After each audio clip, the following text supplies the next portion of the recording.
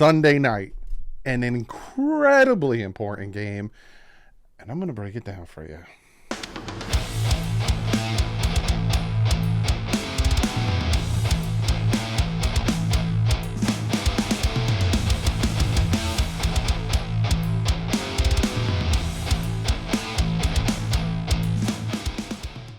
What is up, Finn fan? Sorry for the late upload.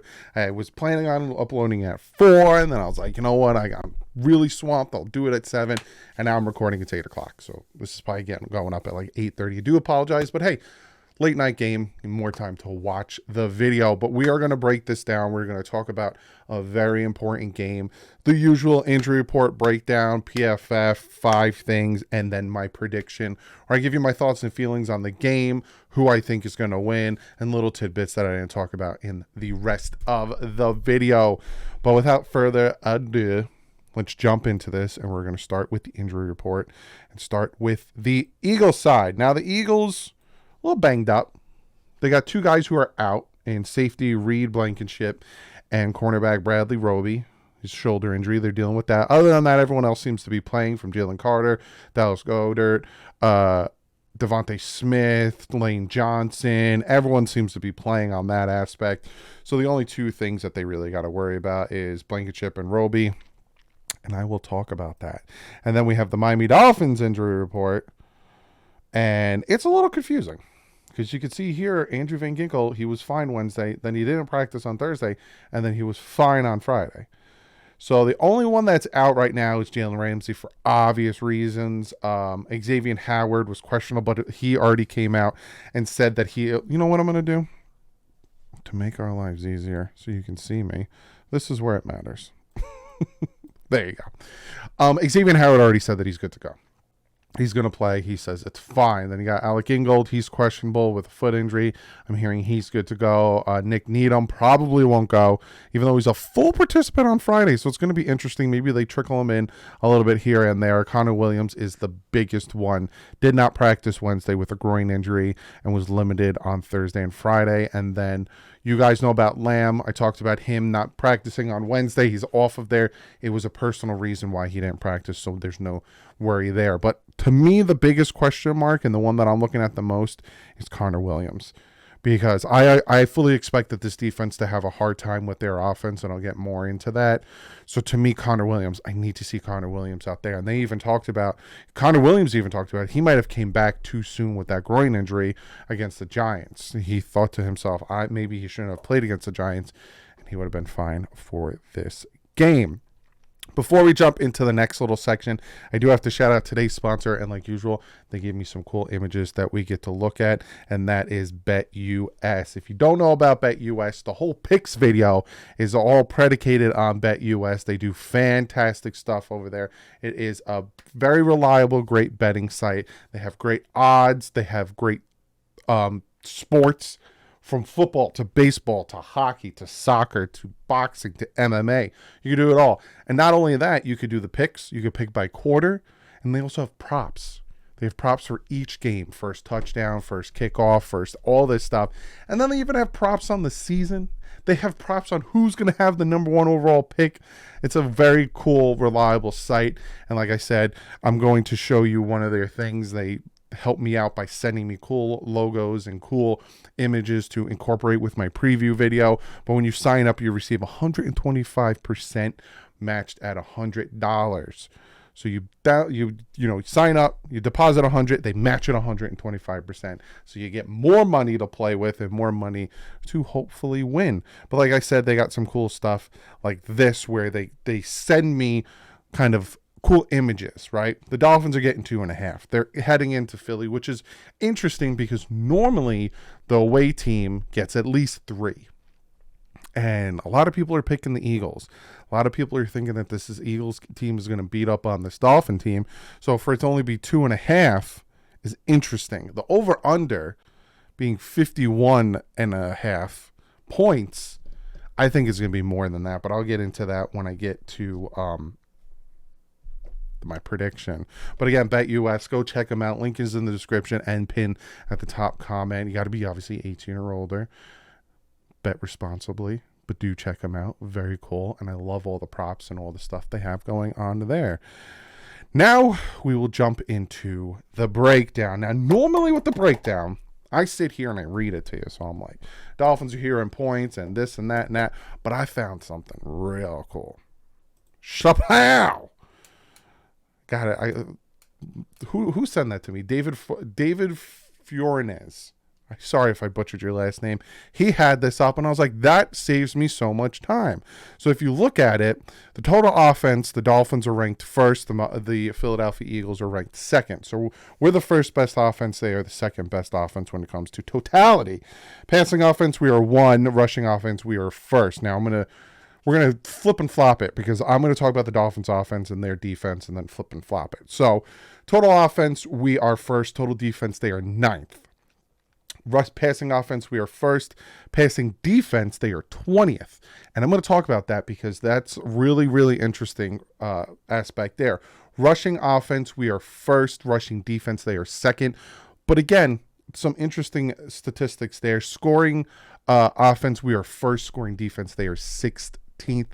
They also are in 5th in sacks. They have 20 sacks. Yeah, 5th in sacks. 23rd in third down defenses. That's not good. Takeaways, they are 12th. They have 8 takeaways and giveaways, which means turn the ball over. They are tied for 20th with Miami. And then when we flip-flop it on the third down offense, the Miami Dolphins are 7th. 44.1% of the time they get that third down. Then you flip it. Eagles offense is second. Total offense, total defense, Dolphins are 20th. We all knew that coming into this. Passing offense, they are 9th. Passing defense, the Dolphins are 19th. They're actually getting better at that. Rushing offense, they are second. Dolphins are 20th, because their scoring offense is 5th. The Dolphins' scoring defense is 26th. That ain't good. And then the Dolphins are third, tied for third with sacks with 21 sacks. 20th with third down defense, allowing 41%, whereas the Eagles are first in third down offense, 50.6%, and the Dolphins are 22nd in takeaways, only 5 takeaways, and they are tied with the Eagles with only 9 turnovers, giveaways, tied for 20th. So that's that little aspect of it. I like that better. You get a more visual aspect, and you get to see how I did it. Our offense, their offense, our defense. Now we're going to talk about the breakdown, the PFF. We're going to look at it. 1, 2, 3. How you doing? We're going to look at our offense versus their defense and then vice versa. As you can see, there's only one red dot on this entire screen, and that's at center. That's Liam Eichenberg. Now, Liam Eichenberg didn't do too bad last week against the Panthers. There's 3 tip balls, and that had to do with a lot of him not engaging in the blocks. But outside of that, I think the blocking, everything else was pretty good. You see the Dolphins offense, Tyreek Hill's number 1 receiver. Then you have Jalen Waddle's 18th. Braxton Berrios 44. 2 was the 4th quarterback, and we have Raheem Mostert, the 2nd running back. The Dolphins offensive line doesn't get love, but I'm happy where they're at. Lamb, Wynn, Hunt, and Jackson make me happy. I'd prefer to have Teron Armstead, but he'll be back. And Connor Williams, please, for the love of God. And you look at their defense. Now, their secondary is not good, from what I'm hearing. The second, you got Brown, but outside of that, it's their front 7.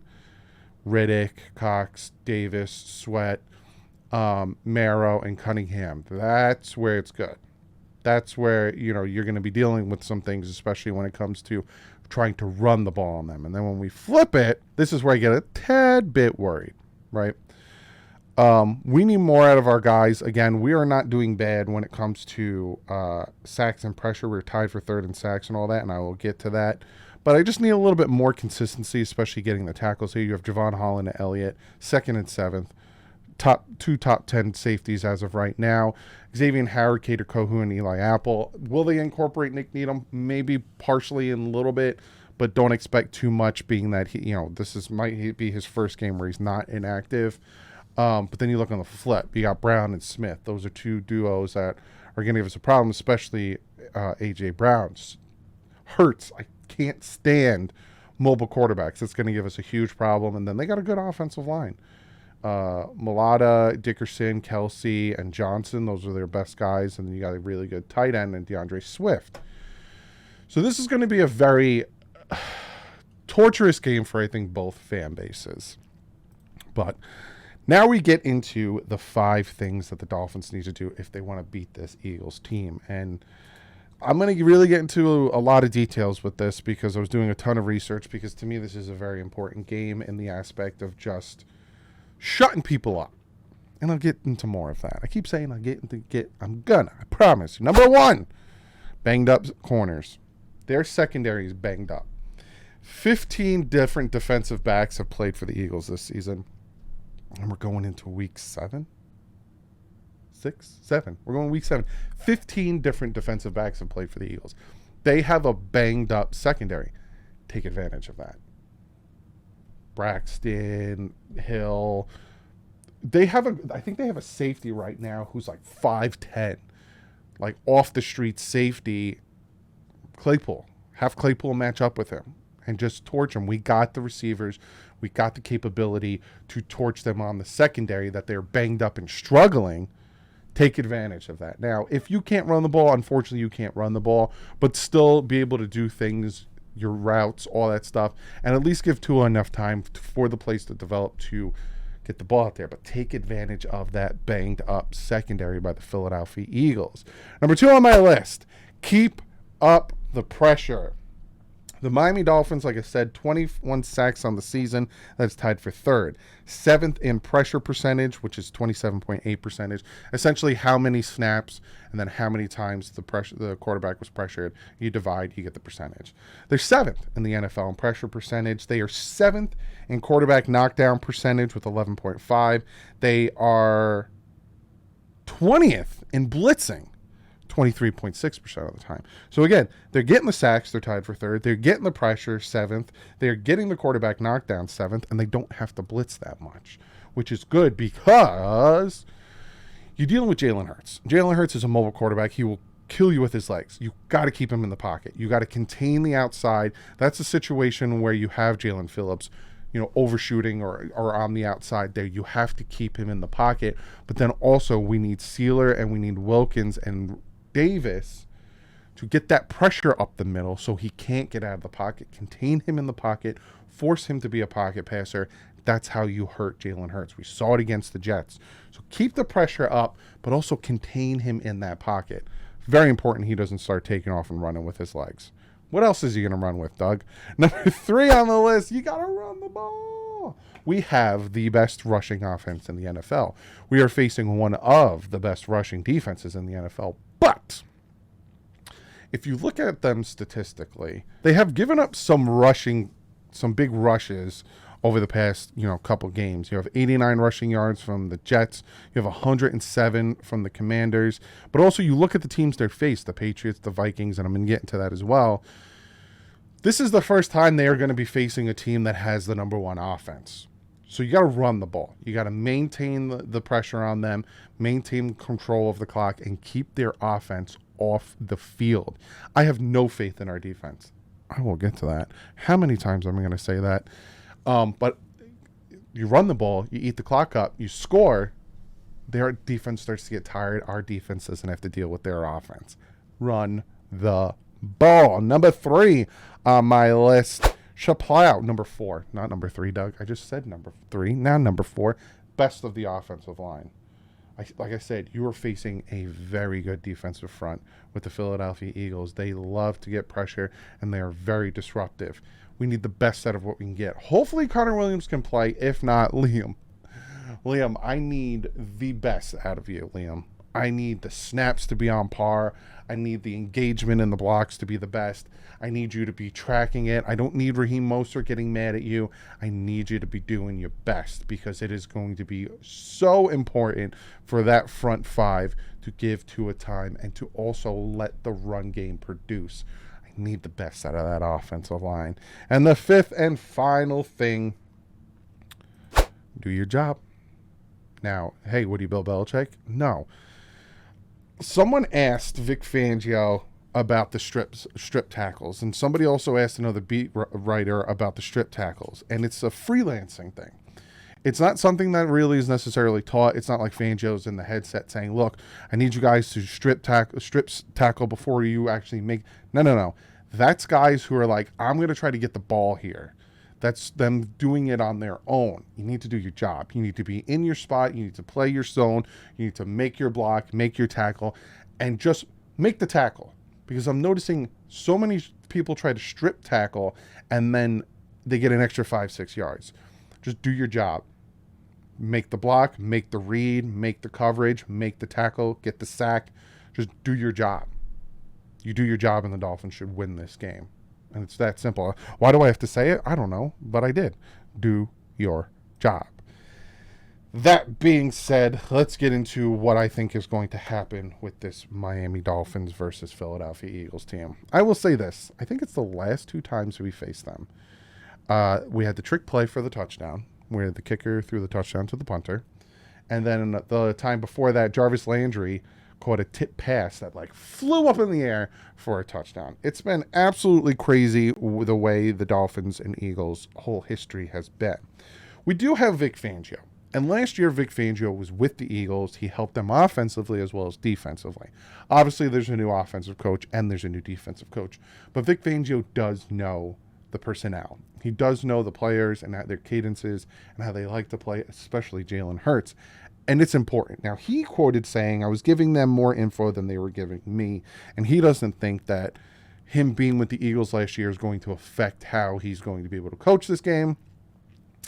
I think he's being coy, and I disagree with him. I think being with that team for a year, there's still a lot of players that are there from last year that he knows how they like to play. He knows their tendencies, and he can pick on them, and he can, do what he needs to do offensively and defensively. So it is going to be important. When it comes to who's picking what, the Dolphins are the underdog, even though they're getting 2.5 points. Not a lot of people think the Dolphins could beat the Eagles. Now, I said this before. If you look at who, a lot of people want to look at who the Dolphins played and said, they got the Chargers, you got the Patriots, you got the Broncos, you got the Giants, you got the Panthers, and then you lost to the Bills. You didn't play anyone good.